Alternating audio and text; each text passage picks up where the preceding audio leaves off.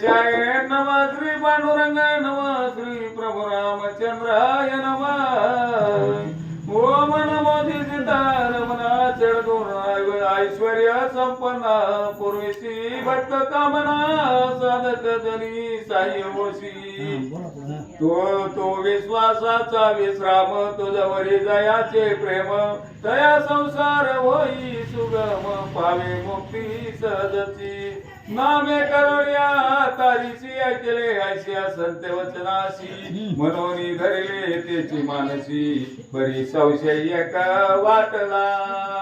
कथेचं अनुसंधान ग्रंथकर्ते दत्तदास अर्थात विष्णू बल्लाळ कुळवण हे असणारे गावचे रहिवासी. कथेला सुरुवात आहे भगवान परमात्मा आहे. नामानं जगाला तारलेलं आहे अशा प्रकारचं संताचं वचन आहे. संताचा विश्वास आहे. संतांनी सांगितलेलं आहे. आम्हाला काय माहिती, संतांनी सांगितले की नाम घेतल्याबरोबर तरलं जातं आणि त्या संताच्या वचनावरती आमचा विश्वास आहे असं महाराज सांगतात. तुझा अनंत नामे असती यायची पुराणे बोलती तया माझी कवना प्रती मी सर्वदा वदावे. भगवंत पुराणाने सांगितलेलं आहे की देवाला 1000 नाव आहेत, अनंत नाव आहेत. मग तुमच्या या अनंत नावापैकी कोणत्या नावानं हाक मारो? पडलायचा विचार तव स्फूर्ती झाली सत्वर की भगवत गुण असती अपार ते येता शक्ती वर्णावे. मग विचार पडला की देवाचं नामस्मरण कोणत्या नावाने त्याला हाक मारू. पण पुन्हा दुसरा विचार आला भगवंताची कीर्ती मंगल आहे, अनंत कीर्ती गुण आहेत, कोणत्याही गुणाचं वर्णन. कृपा केली त्याने मम मती उल्हासली आनंदे गावो लागली गुणा पार श्री हरी तुझे. तव श्रोत्यांनी कृपा केली आणि माझी असणारी मती बुद्धी चेतना त्या बुद्धीला चेतना चालना मिळाली आणि श्रोत्यांना इच्छेमुळे ही ग्रंथ लिहिला आणि भगवंताचं चरित्र वर्णन केलं. करी काही एक तुझी माझी देई चाळक करता हरता पाळिका देख तुझ वाचून तुझा नसे. मी काही करत नाही महाराज, कारण माझ्या असणाऱ्या शरीराला चालवणारा तो आहे. मी काही स्वतःच्या मनानं चालत नाही. मला इथून तिथं नेणारा तिथून इथं आणणारा तो आहे. श्रीराम शरीर उठवी बैसवी, श्रीराम शरीर निजवी फिरवी, हे जाणतेनी स्वानुभवी एरा पदवी अतर्क्य असं तुमचं काम. भक्त वचला श्री हरी दिवसे दिवस माझी वैकरी तव गुण उच्चारी नाना पर्यायचे करी दयाळा. भगवंत एकच करा की दिवसांदिवसानं तुमचं गुणाचं वर्णन माझ्या मुखातून व्हावं. मागिला देयाचे अंती पुष्कले सुभाऊ पुत्रा प्रती संग्राम करोनी पाडिते क्षेती उत्तम गती पावला तो. आणि मग त्यावेळेस पाठीमागच्या अध्यायाचं अनुसंधान आहे. पुष्कर महाराज भरत पुत्र पुष्कराने ते असणाऱ्या चित्रांगाचं शिर मुंडकं उडवलं. मुलगा मेला, त्याच्यामुळे सुभाऊला खूप दुःख झालेलं आहे. एवढं अथांग समुद्रासारखं सैन्य असताना, दमनासारखा पुत्र असताना, एवढी बहुपाठीराखी असताना माझा मुलगा कसा मेला म्हणून दुःख करू लागला. समाने वाच्यनाय पुढील अनुसंधान पुत्र पडला रणांगणाय शेवरती कळताची. पाताळाच्या ठिकाणी शेष महाराज वत्सेन ऋषीला ब्राह्मणाला सांगतायत, ऐका महाराज, कथा अशी चालू आहे की सुबाहूचा मुलगा मेला आणि अशी वार्ता त्याला कळल्याबरोबरच ज्या ठिकाणी त्याचं प्रेत पडलेलं आहे त्या ठिकाणी सुबाहू राजा आला. रायाची आयशे वाटले आधी आकाश कोसळले किंवा वज्रपतन झाले एकाएकी मजवरी. आपल्या मुलाचं प्रेत मड पाहिलं गेलं महाराज आणि सुबाहूला खूप दुःख वाटलं. आकाश तुटून पडावं, काळजाचा असणारा काळजाचा पर्वत त्या ठिकाणी धैर्याचा पर्वत भंग पावावा किंवा पृथ्वी आपल्यावरती तुटून पडावी एवढं असणारं दुःख हृदयाला झालं. आधी जा बुडाले म्हणून हृदय हाती पिटले परमाकांत करी ते वेळे वाटे फुटले ब्रह्मांड. सुभाऊला खूप दुःख वाटू लागलं. लागलं, हृदय आपला हात छातीवरती बळवून घेऊन रडू लागला. आकाश तुटून पडावं, पृथ्वी हडबडावी, अशा प्रकारचं दुःख वाटू लागलेलं आहे. माझा असणारा जीवनाचा आधार, माझा काळजाचा तुकडा आज रणांगणावर ते पडला, याचं दुःख राजाला वाटू लागलं. मन विपरीत काळगती, मृग जळी बुडाला अगस्ती, खददत तेजे दिनपती, आळोनी पडियेला. सुभाऊला खूप दुःख वाटू लागलं आणि रडता रडता सुभाऊ राजा म्हणू लागला, अघटित झालं. काळाचं आहे, काळचक्र आहे, काळ कुणालाही चुकत नाही. पण न घडणारी गोष्ट घडली. त्या पुष्करामध्ये तेवढं सामर्थ्य होतं का? अगस्त्य ऋषी समुद्रामध्ये बुडून मरावे शक्य आहे का? अगस्त्य ऋषीने निश्चिती सोशियेला पंपती, किंवा सूर्याच्या प्रकाशानं, सूर्याचा प्रकाश ते असणाऱ्या रात किड्याला घाबरावा, तसं असणारा माझा मुलगा रणांगणावर पडला. कुपी बुळाला तरणी, पाडसे सिंह धरिला वनी, पिपिलिकेने मुके करुणी, मेरू कैसा रगडीला. काय झालं या असणाऱ्या एवढ्या त्या पुष्कराने, काय त्याचं असणार वयही नाही आणि सामर्थ्यही नाही, आणि त्या पुष्करानं माझ्या पोराला मारलं. अंधाराला सूर्य घाबरावा, सूर्य अंधाराला घाबरतच नाही. सूर्य उजडला, उघड प्रकाश दिल्याबरोबर अंधार संपतो. किंवा मुंगीनं महामेरू, मेरू नावाचा पर्वत टोकरून पोखरून काढावा, तशी अवस्था आज माझी झाले. आणि त्याने गिरीला सुपर्ण, मस्तकी ग्रासीला कृशान, भूतानी काळ धरून समरंगणी मारिला. अहो, एखाद्या आळीनं गरुडाला जिंकावं, गिळून टाकावं शक्य आहे का? आळीनं, सापाचा कर्दन काळ गरुड आहे, पण आळीनं गरुडाला गिळावं. किंवा असणाऱ्या एखाद्या माशीनं अग्नीला त्या ठिकाणी खाऊन टाकावं, भूतांनी काळाला जिंकावं, तसं न घडणाऱ्या ह्या गोष्टी आहेत. तसं पुष्कराने माझ्या पोराला मारलं. ही न घडणारी गोष्ट कशी घडली म्हणून रडू लागला. समुद्र आटला की दर्याचा मेरू खचला, प्रताप वृक्ष उन बळला, समर भूमीसी अकस्मात. बळरूपी समुद्र आटलेला आहे राजाचा. बळ जी होतं, युद्धामधलं सामर्थ्य होतं, ते संपलं गेलं. धैर्याचा महामेरू खचला गेला. सगळा जो असणारा प्रतापरूपी झाड आहे, ते झाड उन्मळून पडलं. लाडकं पोरग रणांगणावर डोळ्यासमोर गेलं, म्हणून सगळं धैर्य संपलं गेलं. आता पुढे करावे काही, ऐसे वदनी लवलाही, चित्रांग पडला जेठाई, ते सत्वरी पातला. काय करायचं म्हणलं आता? कोणासाठी युद्ध करायचं आणि कशासाठी जिंकायचं? म्हणून ज्या ठिकाणी चित्रांगाचं प्रेत पडलेलं होतं, तिथं आपला रथ राजा घेऊन आला. चक्रबिंबवत सुंदर पावनियत नय शिर, उचलोनी घेत राजेश्वर, माझी ते धवा.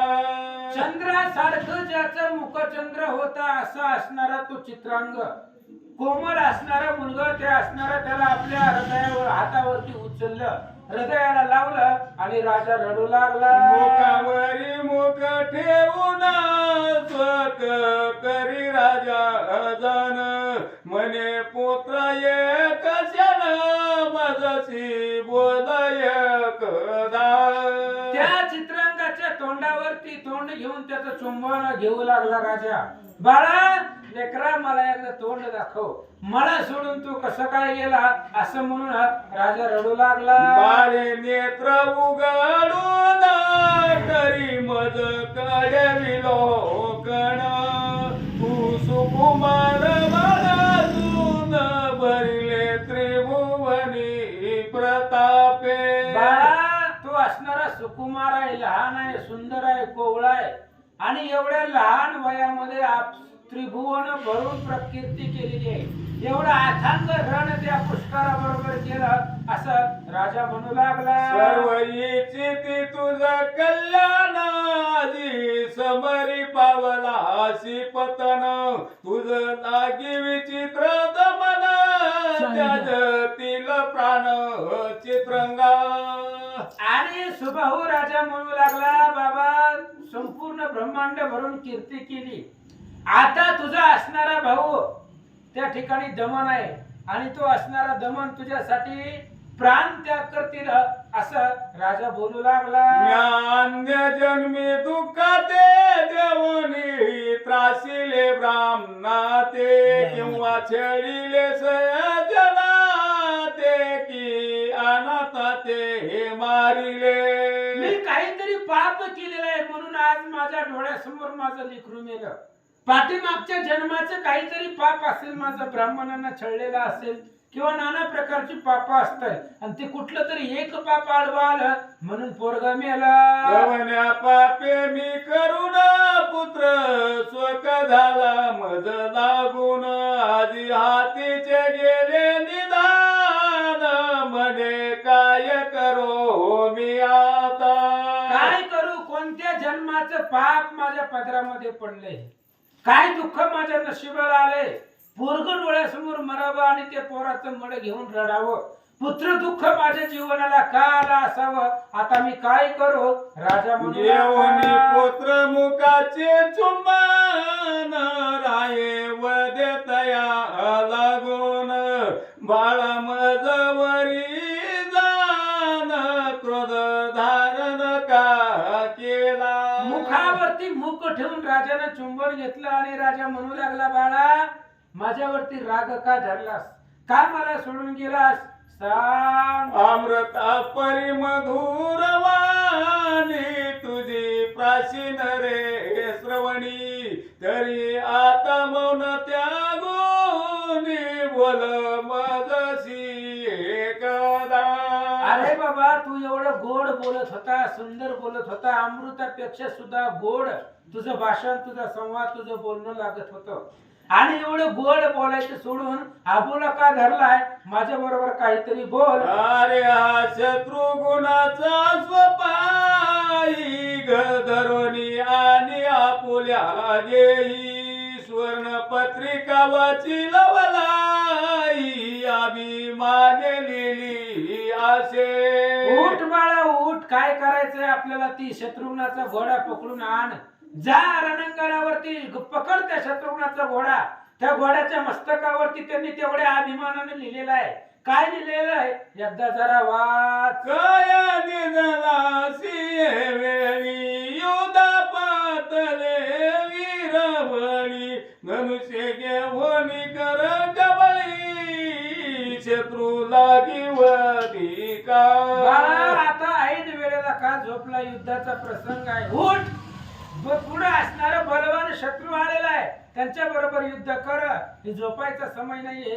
राजा बोलू लागला, पुष्कळ आला रे समोर धनुष्याशी जोडोनिया शर हाक मारिती तुझला विराका रे समोर न जाती. अरे तुझा असणारा शत्रू पुष्कर समोर उभा राहिलेला आहे, हातामध्ये धनुष्यबाण घे, उठ आणि त्या पुष्कराबरोबर युद्ध कर. कोठे आहे तुझे चाप कोठे तू निर कोठे बाण करी आधी थोर प्रताप चंदन उडवी आकाशी. अरे उठ उठ, तुझं असणारा धनुष्यबाण कुठं पडलंय बघ, ते धनुष्यबाण घे, रथावरती बस आणि शत्रूच्या रथाला पालापाचोळ्यासारखं आकाशामध्ये उड. आपुल्या तीक्ष्ण बाणी करून वीराचे करी रे खंडन ऐकता शत्रूचे नाम विधान तू पंचानन धावसी. अरे उठ, तू असणारा पुष्कर तुझा शत्रू आहे, शत्रूचं नाव ऐकल्याबरोबर जंगलामधून सिंह बाहेर यावा त्या पद्धतीने तू धावणारा आज का झोपला. आजी निद्रा लागली कैसी कोण रक्षिल या सैन्याची दिन होवनिया तुझ पासी पातलो आम्ही रे सुपुत्रा. अरे लेकरा तुझ्याशिवाय आम्ही हीन दीन झालेलं. आता तुझ्याशिवाय आपल्या सेनेचं रक्षण कोण करणार? जर शत्रूने आक्रमण केलं तर कोण वाचवणार? सांग बाळा. शत्रुगुणाचे तीक्ष्ण बाण कोण साहिल तुझ विन. आता उठे त्वरे करुणा युधा लागी येई. अरे ते असणाऱ्या शत्रुघ्नाचं बाण सैन्य आलेलं आहे, त्यांच्या बरोबर युद्ध कोण करणार? उठ, हातामध्ये धनुष्यबाण घे आणि त्या शत्रुघ्ना बरोबर सावीला पकरून वक्षस्थळ घेत बळवून मस्तक करी ताडन आक्रंद निराय तेव्हा.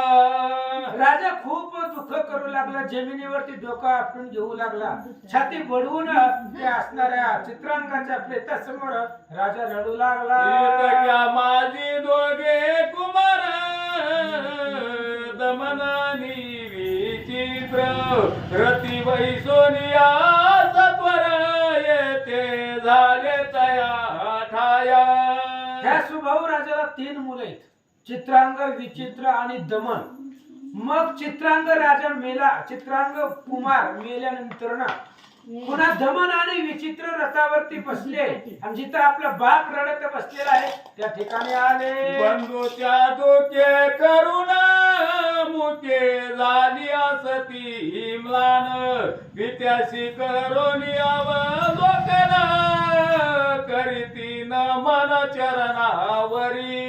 बंधूच्या दुःखानं तोंड असणार म्लान झालेला आहे, तोंडावरती काळीमा चढलेला आहे, बाप रणांगणामध्ये रडत बसलेला आहे. याचं दुःख दोघांना वाटलं. पाहुनिया तयासी गैवराला रायासी म्हणे आता तुम्हासी कोण आशरे पाठी राखा.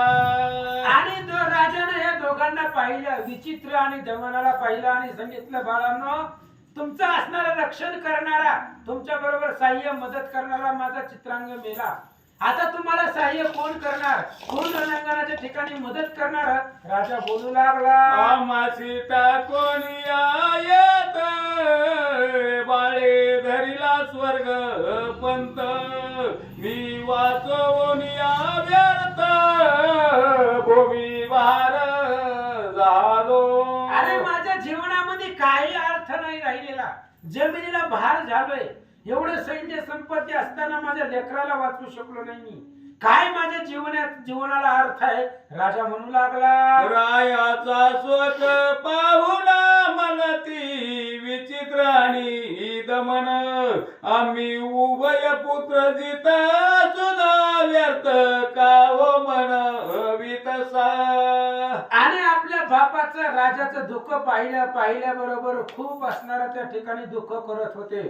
त्यावेळेस ही असणारी दमन आणि विचित्र सांगू लागले, पप्पा आम्ही आहेत, अजून एक मुलगा मेलाय, आम्ही दोघं आहेत आणि आम्ही असताना असं का बोलायला?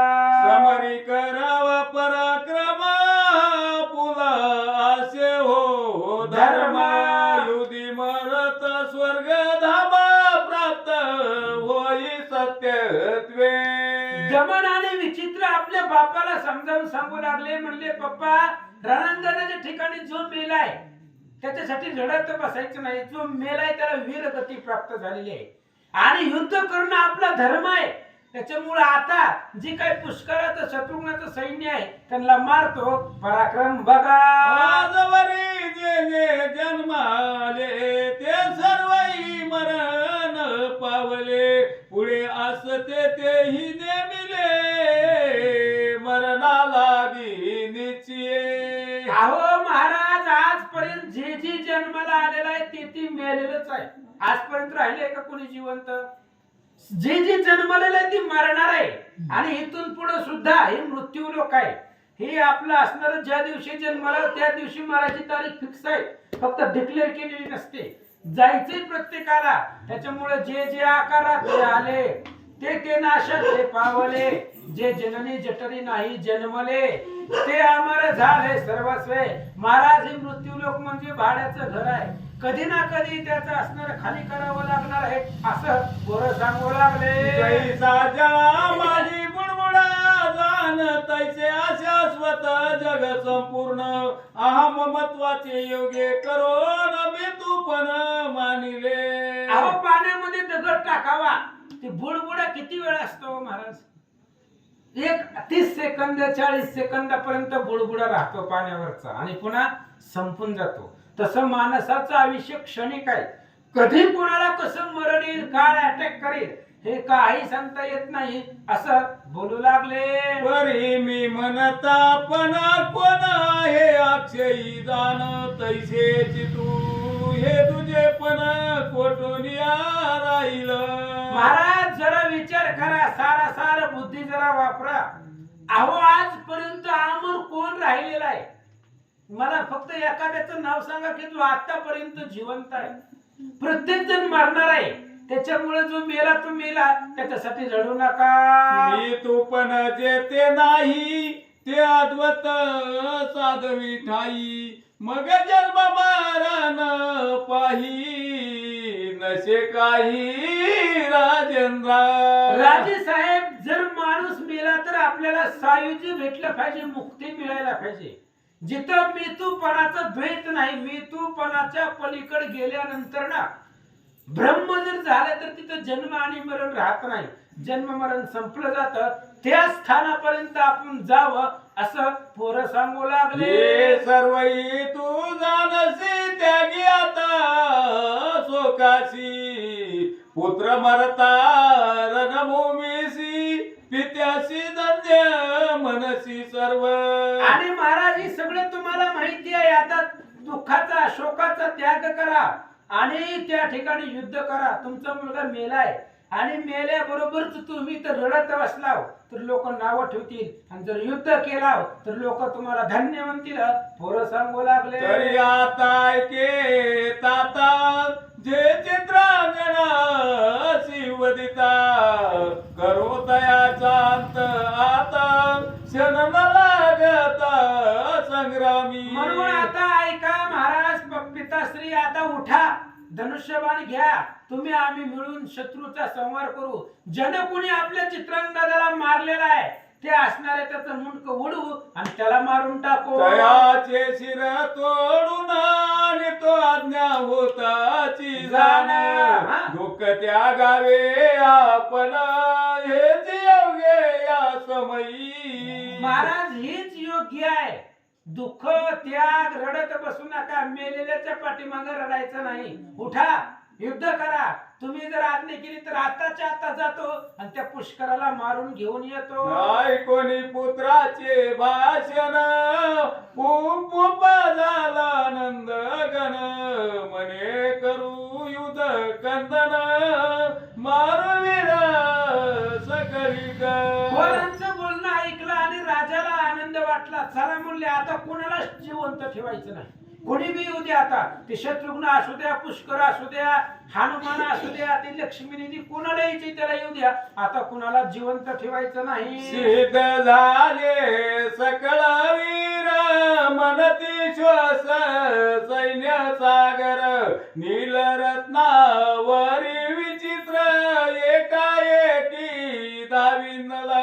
सगळं असणारं सैन्य सिद्ध झालं. आता सगळं जे काही सैन्य रूपी समुद्र आहे तो समुद्र शोषून टाकायचा आणि रिकामा करायचा. म्हणून नीलरत्नावरती सैन्य धावलं. कैसाची धावला दमन रिपुत तापी लक्षून द्वार माजले रण कंदन उभय विरा माझारी. सुभाऊ राजा उठला आणि नीलरत्नावरती धावला. तशाच पद्धतीने दमन उठला आणि रिपुताप शत्रुघ्नाचा योद्धा आहे त्याच्यावरती धावला. इकडे सुबाहुराय सत्वर बैसोनी रथावर रगडीत चालिला सैन्य भार तो लगली कोणासी. सुभाऊ राजाला राग आलेला आहे. आपलं पुरग डोळ्यासमोर मेलं, त्याच्यामुळे अतिशय रागाने लाल झालेला आहे आणि सगळं शत्रुघ्नाचं सैन्य रगडत पुढे निघाला. मध्ये कोटे रे शत्रुघ्न कोटे आहे भरत नंदन मम पुत्राचा घेऊनी प्राण कल्पना या वेळी. अरे कुठाय तू शत्रुघ्न? कुठाय ती भरताचं पोरग? माझ्या पोराला मारून कुठं लपून बसलाय? बाहेर ये.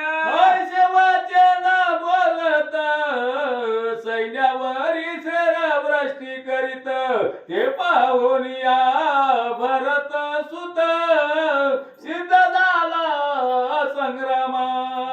आणि अशा प्रकारे बोलत असताना सैन्यावरती बाणवृष्टी रागाने करू लागला. पुष्कराला हाका मारू लागला. शत्रुघ्नाला सुबाहुराजा बोलवू लागला. तेवढ्या वेळामध्ये ते असणारा जो काही भरत पुत्र आहे तो असणारा पुष्कर तयार झाला. पण ती येण्याच्या आधी कोण आलं? युद्ध किया माझी जाण युद्धा पातला वायू नंदन भोभो कार्य करी गर्जन दिशे पर्वता सारिका. सुबाहू राजा कोणालाही बाण मारू लागले. पिसाळ्यासारखं बाणाचं वर्षाव करू लागलं. त्याच्यावरती पुष्कर निघाला. हनुमंताने पाहिलं आपण असताना लेकरांनी जावं. त्याच्यामुळे जय श्रीराम नावाची गर्जना केली. हनुमान निघाले. सुबाहू मने रे वानरा कालासी समर उगासी मरसी पाले खाईरा मज पुष्कलावरी जाऊ दे. हनुमंत युद्धाला समोर आल्याबरोबर सुबाहू राजाने बोलायला सुरुवात केली. अय माकडा, अरे तू युद्धाला कशाला आलाय? मरशील. झाडाचा पाला खाणार आहे. ते पुष्कराचं माझं वैर आहे. मधी मधी कशाला ऐसे ऐकूनी या वचन तयासी म्हणे वायू नंदन मजसी करी उद कंदन मग जाई रे पुढारा. हनुमंताने सांगितलं जा, तुला कोणाला मारायचे त्याला मार, पण आधी माझ्या बरोबर युद्ध कर. मला जिंक, मला हरव, पुन्हा पुढे जा. ऐसे बोलून या तयासी आड येतसे मार्गासी तेने सुभाऊ रायासी क्रोधाला अत्यंत. अशा पद्धतीने हनुमंतराय बोलत असताना त्या सुबाहूला आडवे आले. आणि सुबाहूला हनुमान आडवा आल्यामुळं त्याला राग आला. काय करू लागला? सोडी तेव्हा मारुती वरा तेने तयाचा रोमई वक्र न झाला जान सुबाहूनं हनुमंतावरी बाणाचा पूर टाकला. आता ह्याला काय होणार आहे बाणानं? अरे त्या इंद्रजिताचे दुर्धर शस्त्र संपादन झेलले त्या असणाऱ्या हनुमंताला ह्याच्या बाणाचा काय परिणाम होणार आहे? वज्र शरीर आहे हनुमंताचं. लागता बाहूची चपेट मेरू मंदार होती पीठ. असं हनुमान आहे. काय झालं? ऐसे पावनी सुबाहू राय म्हणे आधीच तो वज्र काय याशी आपुला नचले उपाय काय करू संग्रामा. सुबाहूने विचार केला एवढे बाण सोडली पण ह्याला काहीच झालं नाही. वज्रासारखं कठीण आहे याचं वज्र शरीर आहे. आपण किती बी बाण सोडली ह्याला काहीच होणार नाही. काय करू? मग म्हणे रे दावी शत्रुगुण मग तुझी युद्ध करीन मज जाऊ दे रे तोरे करून पुष्कलाची वदावया. मग सुबाहूने सांगितलं अय महाराज तुम्ही बाजूला सरकार म्हणले मी तुम्हाला बोलवलं नाही. माझं वैर ती शत्रुघ्न आणि पुष्करा बरोबर आहे. त्यांना मारतो पुन्हा तुमच्या बरोबर युद्ध करतो. मारुती म्हणे रे अभिमान नको करू व्यर्थ जाण जव दृष्टीनं पडला शत्रुगुण तव करीची रे बळ बळ. हनुमंतानं सांगितलं राजा कशाला बडबड करायला लागला म्हणले. अभिमान काय धरलाय?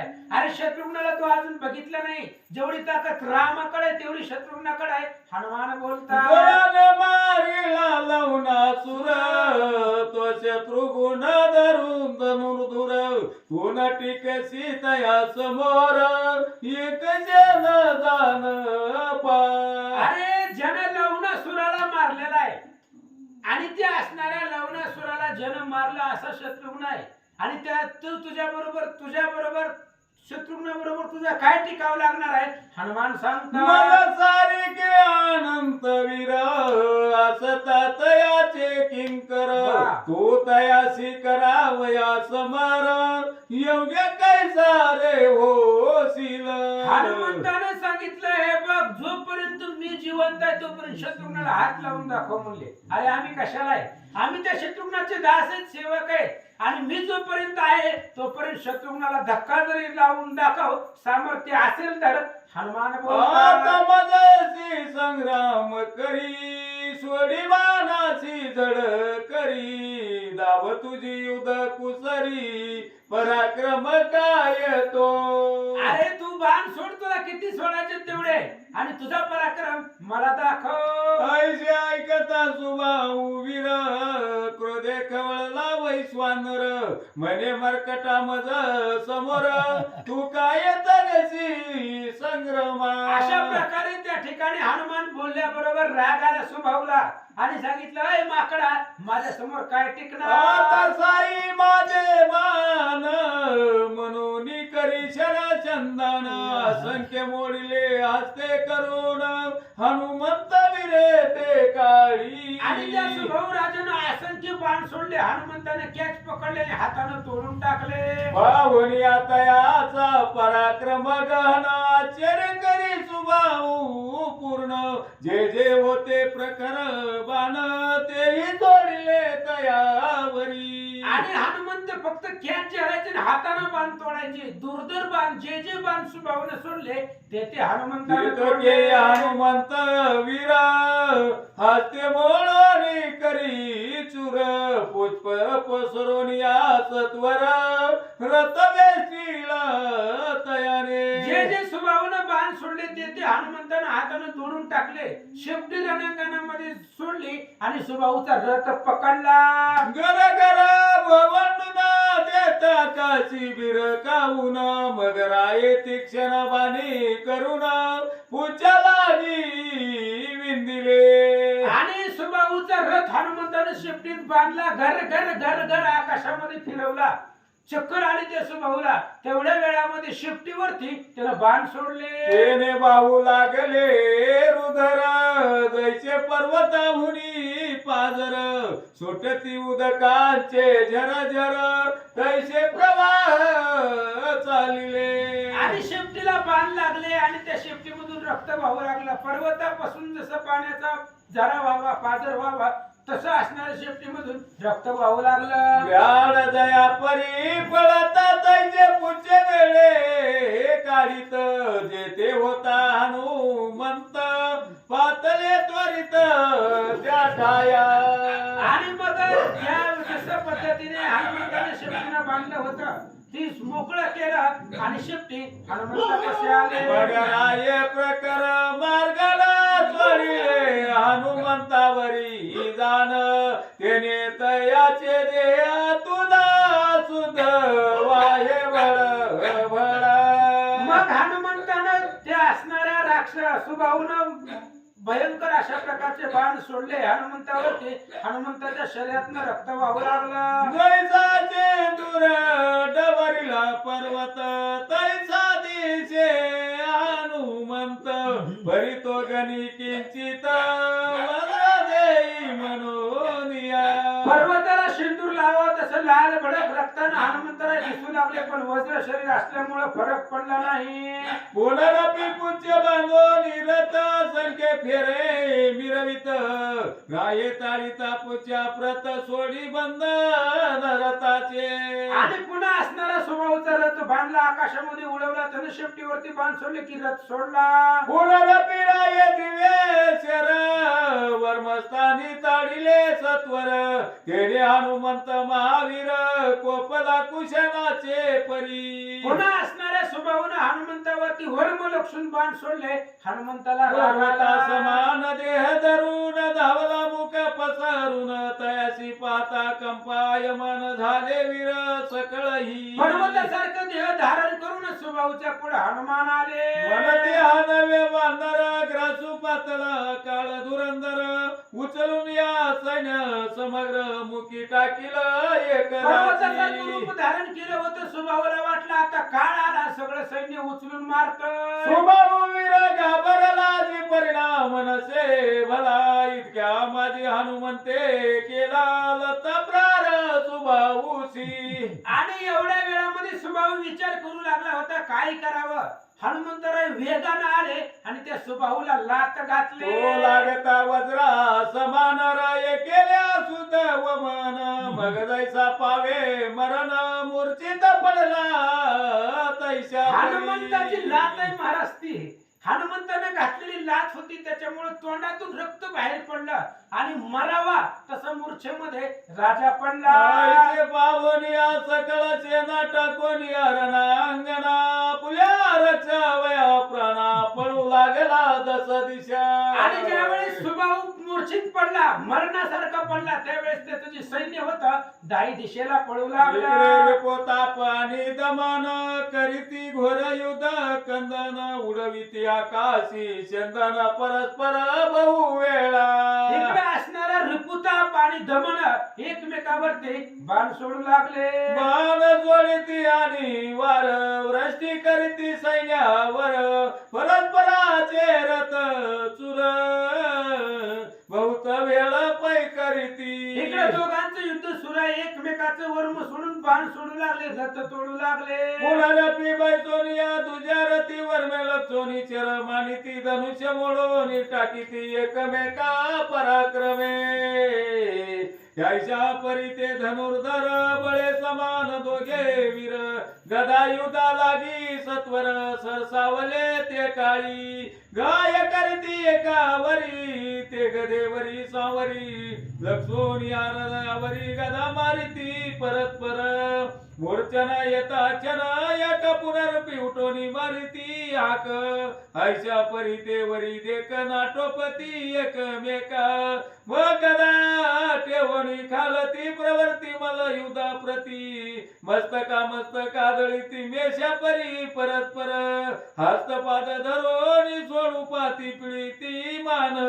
दंश करीती मुखे करून एकमेकाशी दोघेही आयशे परस्पर निकुरे भिडती इकडे विचित्र नीलरत्ना प्रती. शरसंधान करी विचित्र गती ऐके ख्याती तयाची. अशा पद्धतीने मल्लयुद्ध झालं. इकडे असणारा नीलरत्नावरती त्या ठिकाणी विचित्र युद्ध करू लागलेला आहे. त्यांचं बी युद्ध वाचा. एका बाणापासून अनेक उत्पन्न होती मार्गन मनी चिंतिले ते जे स्थान ते लागती शत्रुशी. ऐसे पावन लील रत्न करी बाण मंडप सगन ते नेतयाचे चिंतित मार्गन वेग हात पै होती. लागले जरी वर्मस्थानी तरी शक्ती तये नसे तया लागोनी. मग विचित्रे प्रकर मार्गनी छेदिला मंडप तयाचा. ऐसे पावन नील रत्न वीर जोडी छत्र आणि वार तेने धनुष्य मोडून सत्वर विचित्राचे टाकिले. अशा प्रकारे नीलरत्नाला राग आलेला आहे. दुर्धर अशा प्रकारचा बाण सोडला आणि विचित्राचं धनुष्य तोडून टाकला. तो घेऊन या तुझे चाप येऊजी सोडवया रोप बाण. इतक्या माझी नीलरत्न भूपते ही तोडी तत्काळी. आयशी बंदली बहुत तितक्या माझी फिरवणी रथ. विचित्र बाण सोडिला त्वरित नीलरत्नाचे धनुवरी. तो जाऊन या प्रचंड धनुष्य करी शतखंड.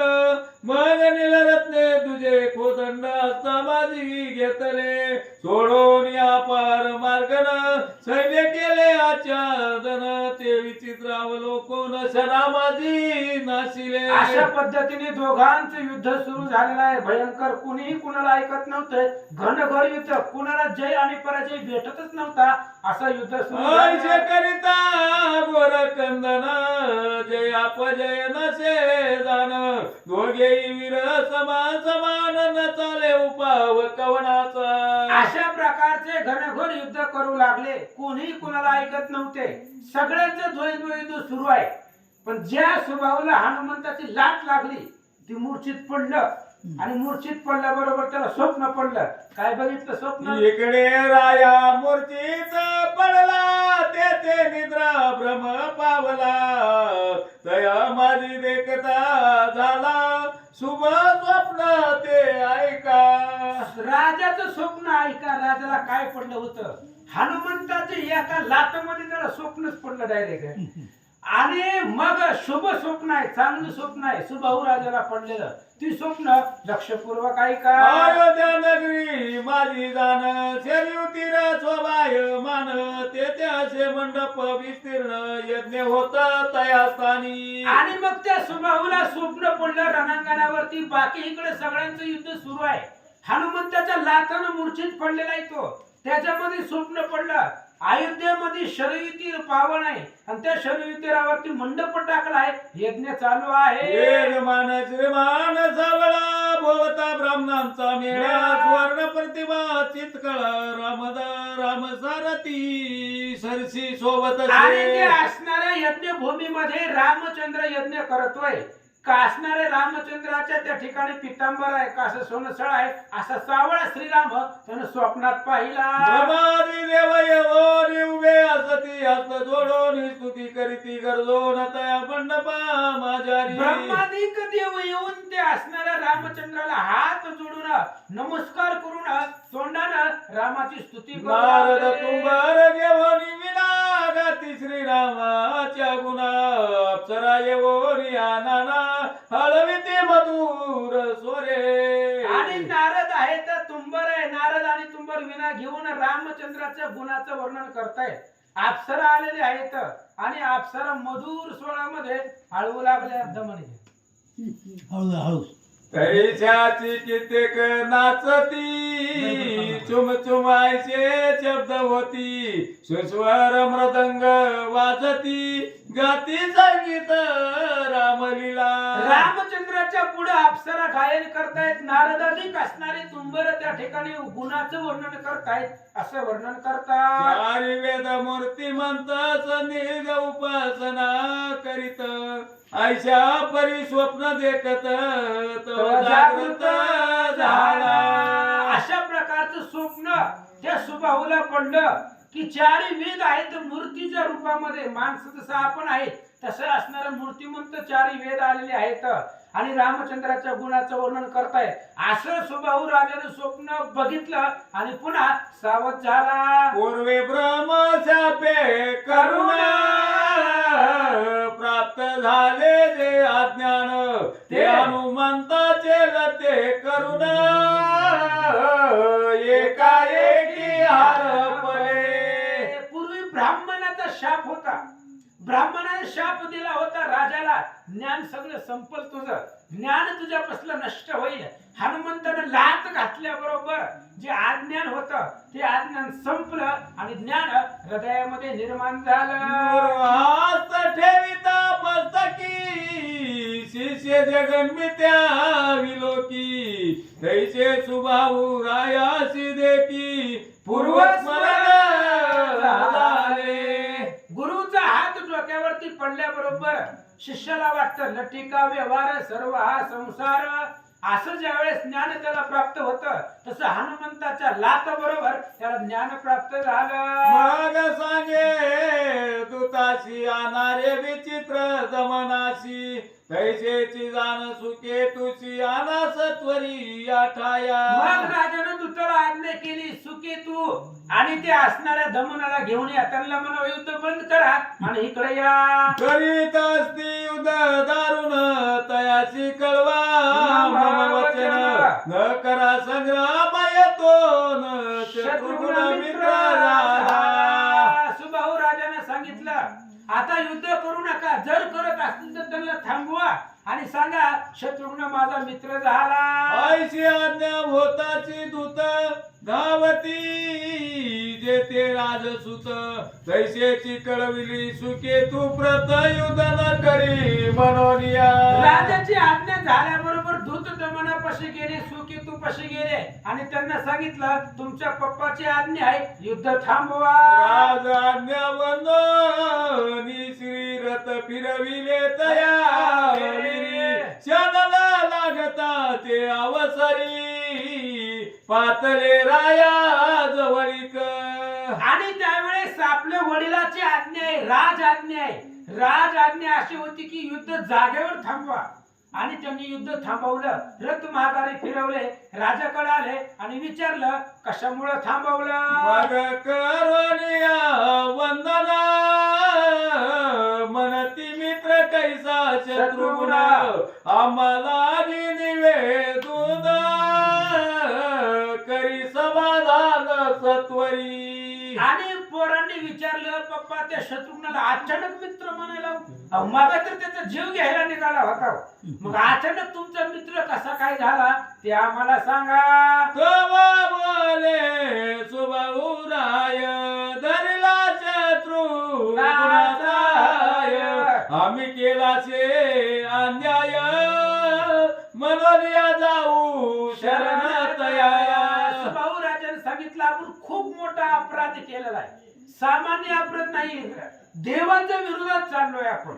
त्याच्यामुळे रामचंद्राचा घोडा येतो, शत्रुघ्नाला अडवलं ही खूप मोठी चुकी आपल्याकडून घडली, म्हणून आता शरण जावं. रघुपती मनवे मानव साक्षात प्रभ्रम वासुदेव हे चराचर जग सर्व उत्पन्न झाले गयाचे. सुभाऊने आपल्या पोरांना सांगितलं शत्रुघ्नाचा घोडा पकडून आयुष्यात खूप मोठी चुकी केली, कारण रामचंद्र ही मानव नाही, रामचंद्र ही देवादी देव आहे, भगवंत आहे. तो झाडावर वृक्षावर ज्याची सत्ता आहे असा तो राम आहे, म्हणून त्याचा घोडा पकडून आपण चुकी केली. मी ब्रह्मशापे करून तयासी गेलो विसरून परी आता मज लागून पूर्व स्मरण झाले. मला ब्राह्मणाचा शाप झालेला होता आणि त्या ब्राह्मणाच्या शापामुळे मी हे सगळं विसरून गेलो. राम देव आहे हे सगळं विसरलो आणि अज्ञानामुळे त्याचा घोडा पकडला. ब्रह्मशापाचे कारण तुम्हाला करीतो कथन तत्वज्ञान व्हावे म्हणून तीर्थ गेलो एक दिनी. मला ब्राह्मणाचा शाप का झाला, कशामुळे त्या ब्राह्मणाने शाप दिला त्याची एक कथा सांगतो. असंच मी तीर्थाला गेलो होतो. मार्ग माझी मज लागून भेटले धर्म वेते तपोधन तया कारणे धर्माचरण प्रार्थना करोनी पुसिले. आणि तीर्थाला गेल्यावर ब्रह्मवेत्ते भेटले. महाराज जगतामध्ये ब्रह्मवेत्ते चारच आहे, कपिल यज्ञवल्क्य शुक श्री दत्तात्रेयाचा बते देख अशा मधले ब्रह्मवेत्ते भेटले आणि त्यांना मी धर्म विचारला. अरे कोणी न सांगती मजसी बनवली चालिलो मार्गेसी तव पाहिले अति तांग ऋषी धर्म तयासी विचारिला. मी अनेक ऋषींना विचारलं महाराज धर्म म्हणजे काय, धर्माची व्याख्या काय आहे, पण मला कोणीच सांगितलं नाही. असितांग नावाचे ऋषी भेटले आणि त्या ऋषीला मी धर्म विचारला, त्यांनी सांगितलं ऋषी परम दया घन कतू लागले धर्माचरण म्हणती अयोध्यादी सरगुनंदन परब्रह्म पावन साक्षात. त्या ऋषींनी धर्म सांगितला, तुला धर्म जाणून घ्यायचा आहे. अयोध्येमध्ये जो रामचंद्र आहे आज मानवाच्या रूपामध्ये ते साक्षात परब्रह्म आहे, त्याला शरण जा. शक्ती तीच जानकी चिन्मय मूर्ती तया रामाची उपासिती योगी जन निरंतर. अरे तो राम म्हणजे मानव नाही, तो राम परब्रह्म आहे. त्याची असणारी पत्नी सीता, ती सीता म्हणजे आदिशक्ती जगदंबा आहे, पण लोक त्याला ओळखत नाहीत आणि त्याच रामचंद्राला नाव ठेवतात. संसार सागरापासून मुक्त करिला तो दयागण उपासे देवता संपूर्ण राम प्राप्ती करविती. अरे बाबा जगतीतले जे जे सत्व ते रामचंद्रामुळे सत्यत्व त्याला आहे. त्याच्यामुळे रामचंद्राची भक्ती कर, संसार सागरापासून मुक्त करणारा तो राम आहे. आनंद शरण जो झाला राम नामाचा रस प्याला तेने दुर्गट भव जिंकिला तोची पावला चिन्मुख. अरे जन ब्रह्मरूपी राम नामाचा रस पेलेला आहे, तो ब्रह्मरूप झालेला आहे, म्हणून तू पण रामाला शरण जा. असितांग ऋषी स्वभाव राजाला कोणी ऋषी वचन हसोनी बोलिले तया लागून तुम्ही वर्णिला राम महिमान परी मज वाटे आश्चर्य. त्याने रामाचं महिमान सांगितलं त्या ऋषीला, पण आमच्या बुद्धीला पटलं नाही. आम्हाला हसू आलं आणि हसून विचारलं राम देव कशानं, आमच्यासारखं चालतंय बोलतंय, त्याला मी बायका लेक राहते आणि ते राम का देव कशानं. कैसा राहील रामी भाव तो मावरी मानव राजपत्नी सकल वैभव आम्हा समान भोगितसे. अहो महाराज तुम्ही सांगता रामदेव आहे, रामदेव आहे, रामदेव कसा. रामालाही बायको आहे, रामालाही संसार आहे, रामालाही राज्य आहे, मग रामदेव कशानं. आमचं आणि रामाचं सारखंच आहे. मग रामदेव कशानं सांगा. राम राम प्रभ्रम म्हणाल जरी तरी तो कैसा देहधारी आकृत्याशी कर्म गुजरी निर्गुण साकारी नव्हे. अहो तुम्ही म्हणता राम परब्रह्म आहे, मग जो परब्रह्म आहे त्याला देह कसा? जो देहधारी आहे, आमच्यासारखं खातोय पितोय झोपतोय, आमच्यासारखं ऐश्वर्य उपभोग भोगतोय, तो राम देहावर असताना तो ब्रह्म कसा? ऐशा सोनियावर निता त्या ते परी मज मी त्या वासते ऐशा ऐकोनी मम वचना ते ऋषी कोपाते पावला. असं ऋषीने सांगितल्यावर मला पटलं नाही माझ्या बुद्धीला. मी त्याला विचारलं महाराजाला, राम सगळं आमच्यासारखंच आहे, मग ती ब्रह्म कसा? असं रामाला उपहासानं बोलल्यामुळं त्या आसितान ऋषीला राग आला. क्रोधे वदे मज लागून श्रीराम पूर्ण ब्रह्म असून तू बोलसी निंदा वचन शत मूर्खा कैसा रे. ऋषीला राग आला आणि ऋषीने सांगितलं, मूर्खा, अरे 100 पटीनं मूर्ख आहे तू. राम परब्रह्म आहे आणि परब्रह्म राम असताना सुद्धा तुला कसं मान्य होत नाही? या परद कारणे तुझी योग्य शासन परी अज्ञान मूढ भवो निराशी आज पासोनी पामरा. हे पामरा मूर्खा, आजपासून तुला मी शाप देतो. अज्ञान बनून राहशील. संसारामध्ये जे ज्ञान आहे, आतापर्यंत जे धर्म विचारत होता ते सगळं ज्ञान संपेल आणि अज्ञान मूढमतीनं या जगामध्ये राहशील, असा शाप आसितांग ऋषीनं मला म्हणजे स्वभावला दिला. ऐसे ऐकून या शाप वचन प्रार्थिले मी तया लागून मज योग्य दंडिले आपण परी कृपा करी दयाळा. अशा पद्धतीने मी त्या ठिकाणी उशाप मागितला, मी प्रार्थना केली आणि मला योग्य दंड दिला. तर तुम्ही योग्य आहे, पण माझ्यावर कृपा करा, आशीर्वाद उशाप द्या. मी अज्ञानी पामरा न जाणे श्रीराम चरित्र चुकलो पुन्हा ऐसे उतर न बोले मी कदापि. मी अज्ञानी पामर आहे, रामचंद्राला मी ओळखू शकलो नाही, रामचंद्राचं चरित्र जाणू शकलो नाही. त्याच्यामुळे पुन्हा मी आयुष्यात कधी रामाला बोलणार नाही. फक्त माझ्यावरती कृपा करा आणि मला उशाप द्या. ते ऐकून माझे भाषण रुची बदले उशाप वचन मम वचने तू अज्ञान प्राप्त होईल नीची. राजाचं बोलणं ऐकून ऋषीने सांगितलं, उशाप देतो, कारण तू रामचंद्राचा अन्याय केला, त्यांना नाव ठेवली म्हणून मला राग आला, म्हणून मी शाप दिला. उशाप देतो कसा? परी श्रीरामाचा अपराध करीसी ते मारुती ताडील लतेसी तेने ज्ञान होईल तुझी ऋषी वचन ऐसे असे. पुढे भविष्यामध्ये तू रामचंद्राचा अपराध करशील, रामचंद्राचा घोडा अज्ञानानं पकडशील, पण हनुमंत तुला लात घालील आणि हनुमंताच्या पायाचा स्पर्श झाल्याबरोबर तुझ्या अंतःकरणामधलं अज्ञान संपेल आणि संपल्यानंतर ज्ञान प्राप्त होईल. अशा प्रकारचं वचन ऋषींनी सांगितलं. ते आजी प्रतयाले पूर्ण ब्रह्माशी ओळखिले तरी आता शरण गेले पायी जे वहिले शत्रुगुणा. राजा पोरांना सांगू लागला, राम परब्रह्म आहे.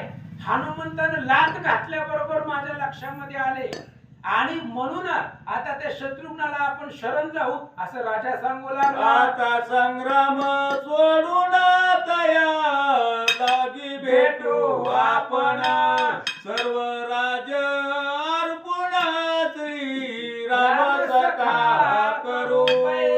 आता आपण सगळे रामाला शरण जाऊ, सगळं राज्य रामाच्या अर्पण करू आणि रामचंद्राला मित्र बनवू असं राजा सांगू लागला. वारो वस्त्र अलंकार सहित देऊ माघारा शत्रुघ्ना प्रत सिद्धता करा रे त्वरित उशीर आता न लावावा. आपण त्याचा घोडा पकडलाय तर घोडा सन्मानासहित माघारी देऊ, वस्त्र अलंकारासहित घोडा त्याला देऊ आणि रामाबरोबर त्याच्या यज्ञाला जाऊ. ऐकोनी या राजवचन पात्र पुत्र करीती मान्य ते पुढील अध्यायी निरूपण राम कृपे होईल. अशा प्रकारचं बोलणं सुभाऊचं ही दोन्ही मुलं मान्य करतील आणि शत्रुघ्नाला घोडा घेऊन अनन्य भावानं शरण जाते. रामाश्वमेध ग्रंथ सुराचा श्रोते ऐकतो सावकास हात जोडून दत्त दास विनवी तसे सकलासी. राम अश्वमेध ग्रंथ सुरस आहे, सुंदर आहे. आजपर्यंत आपण ऐकत आलो, गोड वाटली कथा. आता इथून पुढच्याही कथा खूप गोड आहेत, ऐका. इति श्री पद्म पुराणे पाताल खंडे शेष वाचयन संवादे राम अश्वमेध सुबाहु पराज नाम अष्टविंशति अध्यायी कुंडली गौरधर विठ्ठल श्री ज्ञानदेव तुकाराम पंढरीनाथ भगवान की जय. प्रभु रामचंद्र भगवान